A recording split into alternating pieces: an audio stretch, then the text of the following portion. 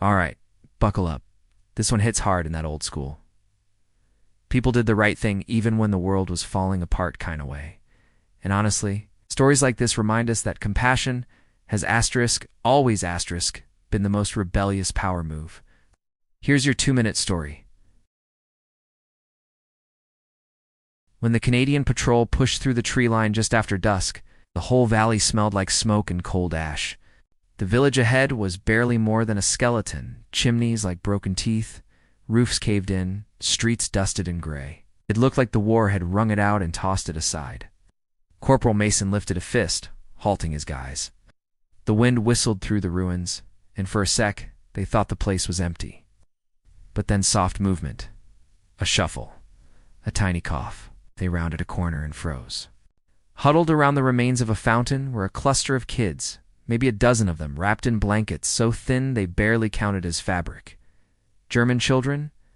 Eyes wide, hollow, not an adult in sight, Private Hall muttered. They've got nobody. Mason sighed, that heavy kind of sigh that comes from seeing too much. Tonight we're not soldiers. The Canadians dropped their packs right there in the rubble. Rations cracked open, canteens passed around. One kid, a little girl with soot streaking her cheeks, flinched until Mason gently handed her a biscuit. She stared like she couldn't believe someone was choosing kindness after everything she'd seen. As the night deepened, the patrol built a small fire, shielding it with broken walls so it wouldn't draw attention. The children edged closer, drawn by the warmth like moths who'd forgotten what heat even felt like.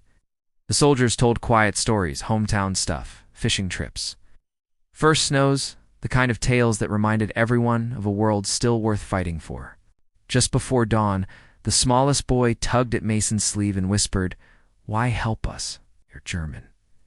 Mason knelt so they were eye level. "Kid," he said, voice steady but soft.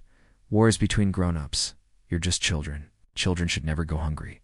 When the patrol moved out at sunrise, the kids were fed, wrapped in spare blankets, and finally asleep, safe for the first time in who knows how long.